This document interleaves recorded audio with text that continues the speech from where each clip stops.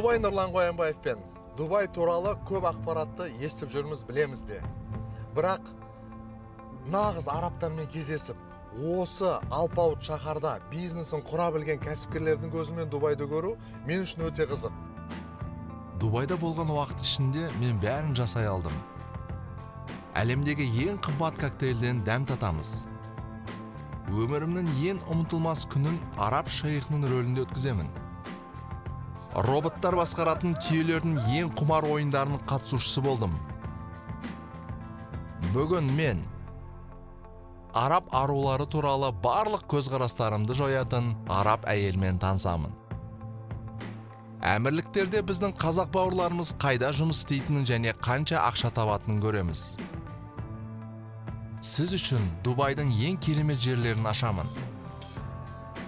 Сонымен менің әмірліктегі оқиғаларым жалғасуда.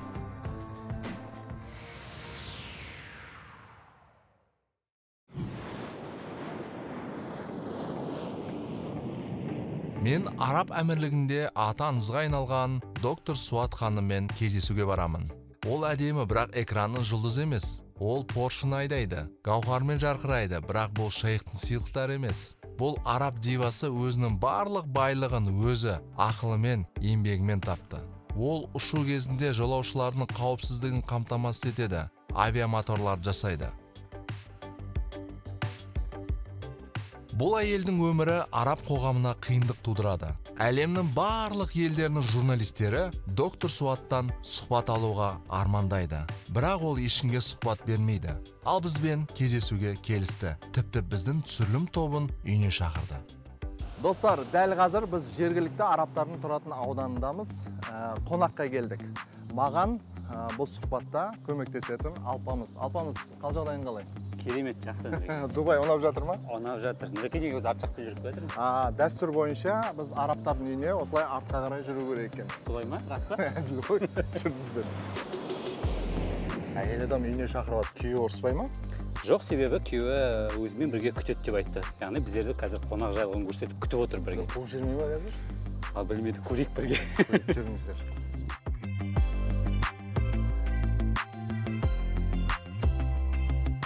Ассаламуалейкум. Ассаламуалейкум. Ит жоқ па? Ит? Кеш жарық, біз Алматыдан сізге сыйлық алып келдік. Рахмет. Бұл сізге көп рахмет. Рахмет. Суат ханым, жолдасыңыз үйде ме? Суат ханым, жолдасыңыз үйде ме? Жоқ, өкінішке қарай ол жұмыста. Мен сізді күттім, үйге өтейік. Қош келдіңіз.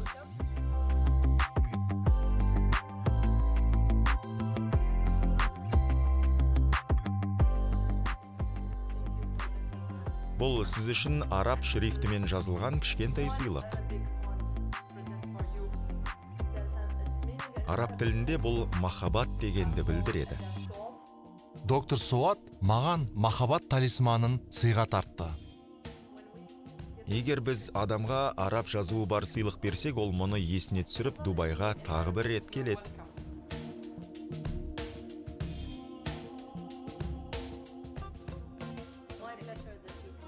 Сіз менің кішкентай араб үйімде қонақта екеніңізге қуаныштымын. Балалар сізді көруге қуанышты болады. Олар осында. Мен оларды шақырайын.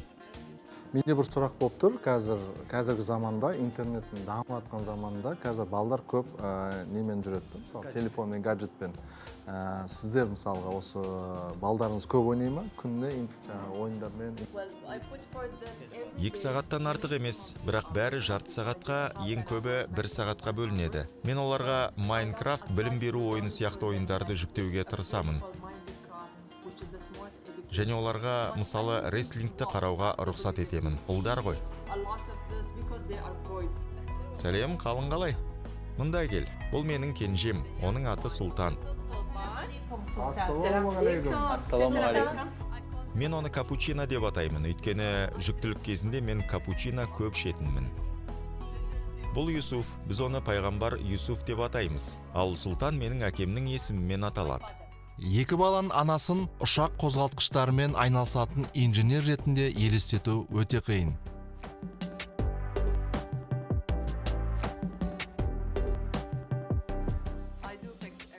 Мен ұшақтардың сынуын жөндеймін. Қазір мен әлемдегі 3-ші ірі әуежайда кеңесші ретінде жұмыс істеймін. Жақында ашылу рәсімі. Мен сендерді шақырамын. Рахмет үлкен, міндетті түрде барамыз.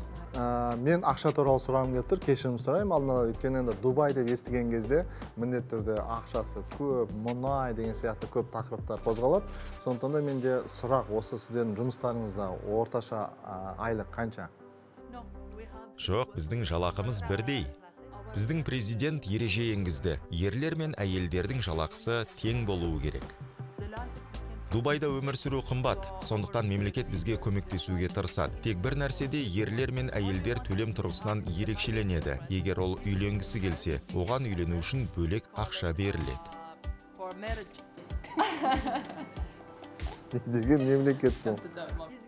Я, ол 70-80 мың дирхам алады, және исламға сәйкес ол 2-ші, 3-ші және 4-ші рет үйлене алады. Сондықтан сендерде үйленбеу мүмкіндігі жоқ. Достар, Дубайда әрбір балаға егер үйленем десе, $25,000 үкімет береді екен ақша. Егер 2-ші рет үйленетін болса, тағы да береді. 3-ші әйел алам десе де, тағы да береді. Шариғат бойынша 4 рет үйленуге болады.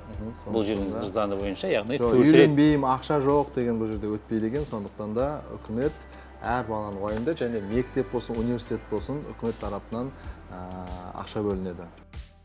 Суат ханымның еңбегі өте жоғары бағаланады. Суат ханым сияқты инженерлер Араб әмірлігінде айына 60,000 дирхам алады, яғни $16,000. Сонымен қатар, бұл таңғажайып әйелдің адалдығы мен шеберлігі жоғары мемлекеттік наградалармен марапатталды. Бұл марапаттар мен үшін өте маңызды. Бұл өте маңызды марапат. Мен оны авиация және машина жасау саласында қосқан үлесім үшін алдым. Суат ханым үйде қандай супер келін екенін көрдік. Енді Суат ханымның жұмыс орнына барып, осындай нәзік қолдар үлкен қозғалтқыштармен қалай жұмыс істейтінін көргім келіп тұр. Сондықтан да біз бүгін сәл келінірек кездесуге келістік. Осы уақытта Дубайдың ғажайыптарынан ләззат алайық.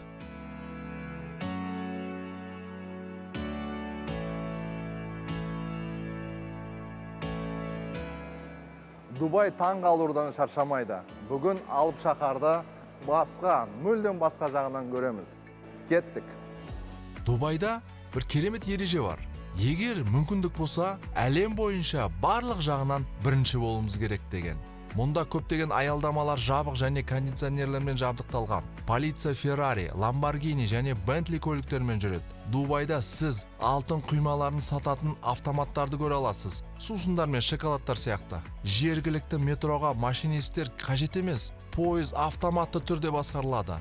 Жүргізушісіз таксилерді көресіз. Бірақ мен ондай таксиге мінбейтін шығармын. Өйткені жүргізуші жоқ таксиде не істейсің? Саясат туралы әңгімелесе алмайсың, ән айтпайсың.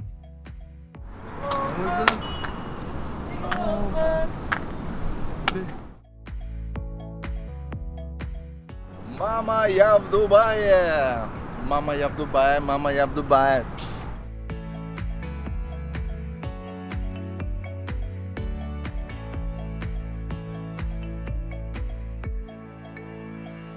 Дубайда қайда барсаңыз да, мұнда не ең биік, не терең, не кен нәрсе бар екендігі бірден белгілі болады. Я, олар мұнда барлық ең мықты деген нәрсені жасауға тырысады. Дубайдан жарты сағаттық жерде, шөлде, көзге көркем Аль-Кудра көлдері ашылады. Бұл керемет өсімдіктермен қоршалған қолдан жасалған көлдер. Мұнда құстардың 180 түрі мекендейді. Фламинго колониялары шөлдегі бұл ерекше ландшафтты ақ қызғылт етеді. Құрлықта түлкі қарақұйрық мекендейді. Араб түбегінің ыстық құмдарының арасында әлемдегі алғашқы және жалғыз тау шаңғысы курорты бар. Мұнда сноубордшылар мен шаңғышыларға арналған трассалар, лифттер бар. Әмірліктерде 50 градус ыстық болса да, мұнда арнайы қондырғылар 10 мың тонна нағыз қар шығарады.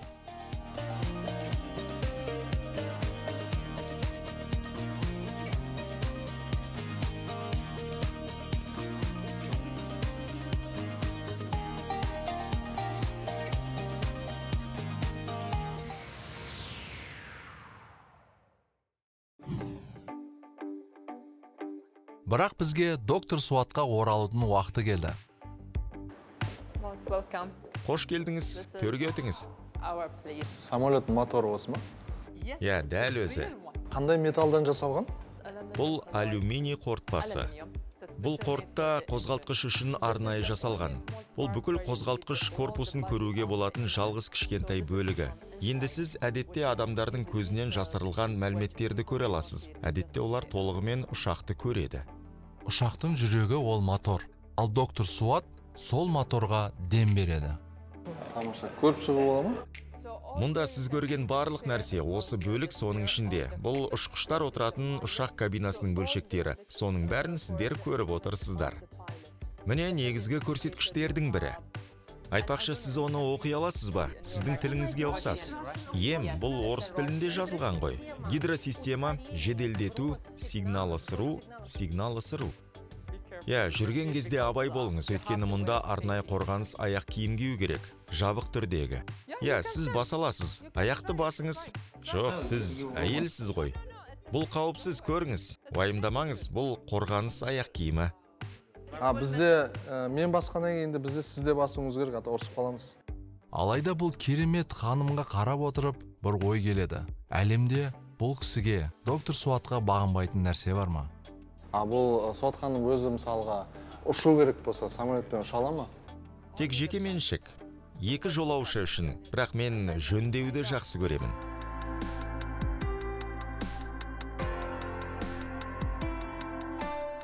Сіз самолетпен ұшып келатқан кезде, өзіңіз турист ретінде ұшып келатқан кезде, двигательдің, мотордың қалай жұмыс істеп жатқанын сезесіз ба?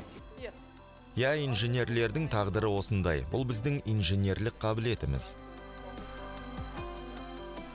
Суат ханым Араб әмірлігіндегі авиация инженер ретіндегі жалғыз әйел адам. Енді әр уақытта ұшаққа отырған кезде доктор Суаттың жұмыс істеген сәті еске түсіретін болдық қой.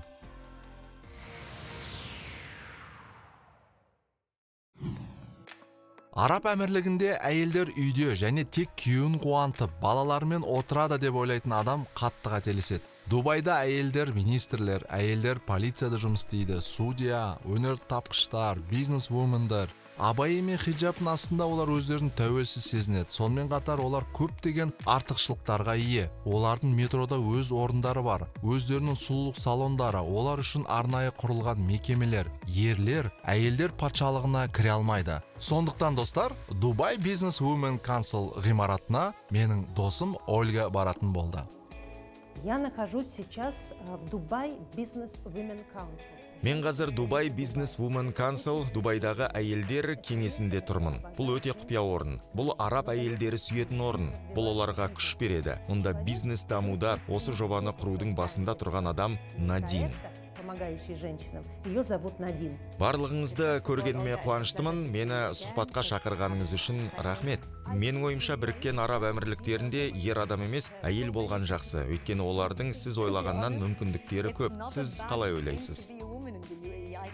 Шынымды айтсам, бұл әйел болу үшін тамаша орын. Сізді мұнда құрметтейді, қолдайды, табысқа жетелейді, сіз жақсарасыз. Әйелдер үшін бұл жерде шек жоқ. Біз мұнда өте бақыттымыз. Dubai Business Women Council әйелдерге қалай көмектеседі? Біз ай сайын семинарлар мен форумдар өткіземіз. Біз белгілі бір әдістер, дағдылар, тактикалар, бизнестегі соңғы жаңалықтар туралы сөйлесеміз. Бізде кәсіпкерлік мектебі бар. Бұл Dubai Business Women Council'дың маңызды бөлігі. Біздің мектепте әйелдер жетекші мамандардан ақыл кеңес алады. Өз бизнесін қалай құруға немесе дамытуға болатынын біледі. Бізде тағы бір ірі жоба бар. Бұл тәлімгерлік. Біз кез келген кәсіпкер, ер адам немесе әйел болсын, өз дағдыларын жетілдіру үшін және дамыту үшін ең жақсы мамандардан үйренуі керек деп санаймыз. Бұл тәлімгерліктің мәні. Dubai Business Women Council ғимаратының көмегімен кез келген ұлттың әйелі пайдалана алады. Айтпақшы, Надиннің өзі Ливанның азаматы. Белгілі болғандай кәсіпкерлік мектебінде біздің отандастарымыз да бар. Мен Dubai Business Women Council'де кездестірген қазақстандық әйелдерді білемін. Олар Дубайда тұрады. Бұл әйелдер ынталы, олар өсіп, дамып, бизнесін жақсартқысы келеді. Міне сондықтан олар Dubai Business Women Council құрамына кіреді. Дубай бұл арман, бұл аңыз. Әлемдегі ең керемет мегаполистердің бірі. Бұл жерде адал жұмыс істеуге дайын барлық адамдарға жағдай жасалған. Айтпақшы, Қазақстаннан келіп жұмыс істеп жатқандар өте көп. Мысалы, біздің көптеген отандастарымыз доктор Нашаттың фармацевтикалық компаниясында жұмыс істейді. Оның өзі Үндістаннан келген, бірақ оның әмірліктегі бизнесі өркендеп келеді. Құмды даладағы зәулім шаһар бүгінде әлемнің астанасындай. Доктор Нашат сияқты түрлі ұлт ұлыс өкілі үшін Дубай екінші үйіне айналған. Рахмет. Ассалаумағалейкум, доктор Нашат. Сізбен танысқаныма өте қуаныштымын. Сағат 4 уақытты көрсетеді. Дубай, Лондон, Алматы, Ташкент. Неге Алматы, Ташкент? Сол жерден үлкен жетістіктер болды. Сондықтан Алматы және Ташкенттің уақыттарын білу керек. Сонда Алматыда да, Ташкентте де бизнесіңіз бар ма? Я, Ташкентте, я. Ал біздің телекөрермендерге сіздің компанияңыз немен айналысатынын айта аласыз ба? Біздің компания сіздер білетіндей онкология мен вакцинамен байланысты күрделі препараттарды жеткізумен айналысады. Сіз сонда қанша елде жұмыс істейсіз? Барлық дерлік елдер, араб елдері және толығымен Еуроодақ, ТМД, Африка континенті. Егер ТМД-ны алатын болсақ, Қазақстан біздің ең перспективті нарығымыз деп айтуға болады. Сіз Қазақстанда жиі болып тұрасыз ба? Я, 3 айда 1 рет барып тұрамын. Қай қалада? Біздің өкілдігіміз Алматыда орналасқан. Үлкен коллектив, я? Я, бізде 200-ге жуық адам жұмыс істейді. Біздің қызметкерлеріміздің 15-20% Қазақстаннан. Біздің қазақстандықтар сіздің компанияда қалай жұмыс істейді? Олар керемет жұмыс істейді. Олардың бір мақсаты бар және олар оған қол жеткізеді. Бұл өте жақсы. Олармен танысуға бола ма? Әрине болады. Әмірліктердің барлық байлығы мен жергілікті жайлы өмір келушілердің қолымен жасалады. Соңғы 40 жылда ел халқы 20 еседен астам өсті. Әуежайда такси жүргізушісі, сауда орталығындағы сатушы, даяршылар. Мұнда жұмыс мақсатымен келген шетелдіктер көбінесе осында мәңгі қалады. Қазақтар негізі туристік бизнесте, мейрамханада және доктор Нашат сияқты компанияларда жұмыс істейді. Достар, таныс болыңыздар. Алматының жігіті, қазақстандық Аслан осы компанияда жұмыс істейді. Аслан, танысқаныма өте қуаныштымын. Аслан, танысқаныма өте қуаныштымын. Қашаннан бері сен бұл компанияда жұмыс істейсің? 12 жыл болды. Олардың ішінде Дубайда 8 жыл жұмыс істеймін. Сен үйленгенсің бе? Отбасы, балалар? Мен үйленгенмін, я. Отбасы мен балалар да менімен бірге тұрады, я. Үлкен ұлым 17 жаста, кішісі 12 жаста, қызым кішкентай, өткен жылы дүниеге келген. Мен тек мектеп туралы сұрағым келеді. Араб тілінде ыңғайлы ма? Өте ыңғайлы. Менің үлкен ұлым араб мектебінде оқиды. Оқу араб тілінде өтеді. Кіші ұлым орыс халықаралық мектебінде оқиды. Бұл Дубайдағы жалпы әмірліктердегі орыс тіліндегі жалғыз мектеп. Я. Сіз қай елде көп жұмыс істейсіз? Дубайда жұмыс істейсіз бе, әлде? Біз ТМД елдері бойынша жұмыс істейміз, яғни ТМД елдері негізінде. Қазақстан бұл өте үлкен нарық. Біздің компания үшін ең үлкен нарықтардың бірі. Бұл қазіргі уақытта ең үлкен нарық. Достар, қазақстандық Алматының жігіті Аслан осы компанияда жұмыс істейді екен. Бізде Аслан танысқаныма өте қуаныштымын. Жалпы қазақстандықтар шетелдік компанияда қалай жұмыс істейді екен? Нұрлан, сізбен 2018 жылы Шарджа әуежайында кездестік. Сіз Дубайға қазақша бизнес түсірілімінен оралдыңыз. Сіз түсірілім тобымен бірге болдыңыз. Біз сол кезде таныстық. Менде тіпті телефон болды, бірақ содан кейін оны жоғалтып алдым. Бізде селфи болды, бірақ ескі телефонда. Мен бұл жерде танысымды кездестірем деп күтпедім. Қыздың аты Наталья екенін бірден есіме түсірдім. Дубайда жұмыс істеу сізге жалпы өзіңізге ыңғайлы ма? Я, білесіз бе, мен Дубайда жұмыс істегенді ұнатамын. Бұл өзіңді ашуға, таланттарыңызды ашуға және кәсібилігіңізді арттыруға мүмкіндік беретін әмбебап орын. Тек бизнес иелері немесе бизнес акулалары ғана емес, қарапайым қызметкерлерге де. Мұнда сізде ағылшын немесе араб тілдерінде жұмыс жүргізіледі ме? Негізінен ағылшын тілінде. Бұл қызықты жұмыс. Әрине, біз күні бойы жұмыс істейміз, бірақ демалыс күндері, мысалы, сіз Алматыда тұрдыңыз ба? Иә, мен Алматыда тұрдым. Алматыда достарыңыз бен таныстарыңыз бар. Сіз қандай мейрамханаға баруды, нан сатып алуды білесіз? Мұның бәрі Дубайға келді ме? Біздің ішкі тұрмысымыз осы жерде ұйымдастырылған. Бірақ ол Қазақстаннан өте ерекшеленеді, өте өзгеше. Себебі Қазақстанда біз табиғатқа жақынбыз. Шын мәнінде бұл жақындық ол бізге эмоционалды тұрақтылық, эмоционалды тыныштық береді. Демалыс күндерін дәл осы жерде өткізуге болады. Дәлірек айтсақ, мұнда қарағанда көбірек релаксация алуға болады. Бірақ біз демалыс күндерімізді және уақытымызды Эмираттарға да арнадық. Бұл туралы айтып беріңізші. Яғни қыста біз шөлге бара аламыз. Айтпақшы, сіз тіпті сноубордпен дөңдерден жүре аласыз. Мен бәрін көрдім, түсіндім, иә. Иә, құмнан. Яғни сіз көлікпен жүре аласыз. Бірақ біздің негізгі ойын-сауық жағажай, немесе мол. Айтпақшы, Дубайда молдарға тек қана шопинг күшін бармайды. Мынау ескі Дубай мол. Дубай мол, Дубай марина. Бәрі мұнайдың арқасында.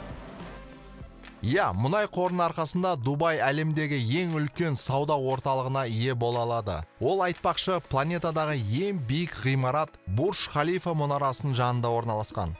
Дубай сауда орталығы қаладағы қала. Мұнда 1200 дүкен ғана емес, кез келген талғам мен амьян үшін барлығы бар. Сауда орталығынан шықпай-ақ Гиннестің рекордтар кітабына енген үлкен аквариумды көре аласыз. Мұнда 30.000 теңіз тұрғындары, соның ішінде ең қауіпті акулалар мен скаттар бар. Мұнда сіз аквариум астындағы туннель арқылы өтіп, шыны түбі бар қайықпен жүзе аласыз. Су астындағы хайуанаттар бағында қолтырауындар, тіпті пингвиндер де тұрады. Дубай сауда орталығында сіз коньки тебе аласыз. Шынында да адам мен ақша ғажайып жасайды. Бір сөзбен айтқанда, Дубай сауда орталығы бұл демалуға арналған тамаша орын. Көптеген туристер де солай істейді. Демалыс уақытын тек қана осы жерде өткізеді. Алайда мен туризм туралы Дубайдағы ең жақсы қонақ үйлердің бірінде бас менеджер болып жұмыс істейтін жақсы досым Даниярмен сөйлесуді шештім.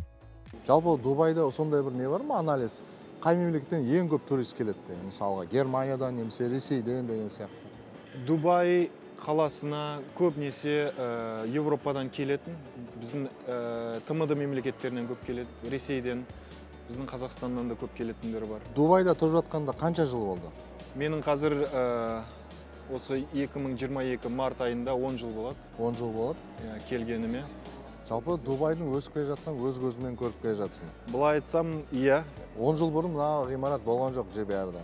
Бұл ғимарат болмаған, әлі проекті болмаған секілді. Мен келген кезде, өйткені біз Риксис отелінде жұмыс істедік Пальмада, Джумейра Пальмада. Ол 2012-де ашылды, жылдың басында. Сол кезде әлі көп нәрселер жабық еді. Келіп жатқан қонақтар. Енді Дубайдың өзім шынымды айтсам, өзім қыдырып үлгере алмаймын. Бір айдың ішінде бір жаққа шықпасаңыз, Дубайда өзгеріп жатқан нәрсе. Дубай молда болдың ба 10 жылда? Болды.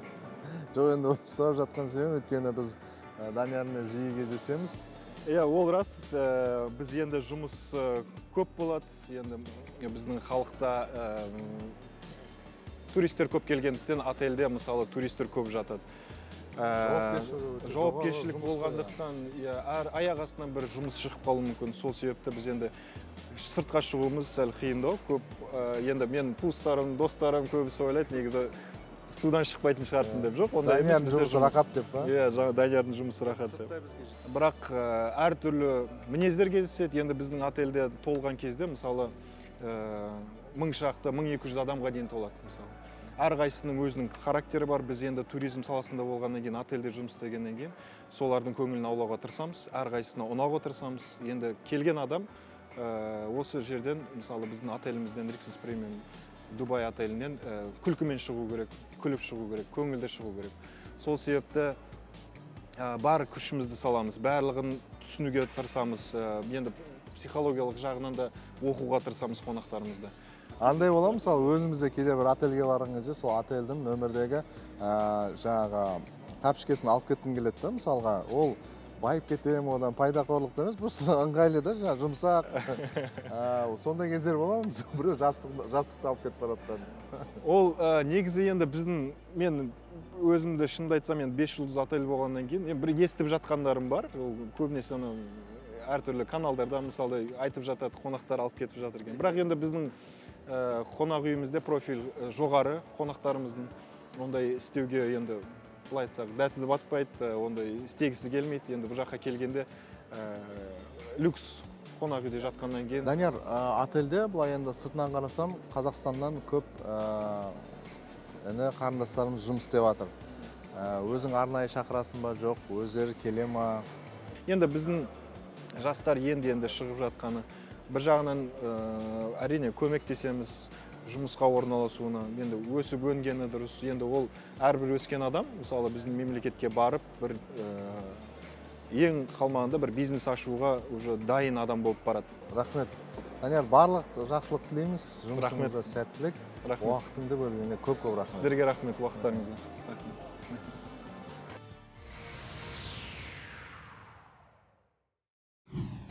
Міне достар, менің эмираттық саяхатым осымен аяқталды. Ертең үйге президенттік халат пен тәпішкені өзімен бірге алып кетейін ба?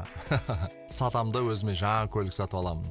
Жоқ достар, әзіл ғой. Данияр айтқандай, тәрбиесі жоғары қонақтар ондайға бармайды. Сонымен біз Дубаймен қоштасамыз. Бұл қалаға оралғың келеді, бұл қалада жоғалғың келеді.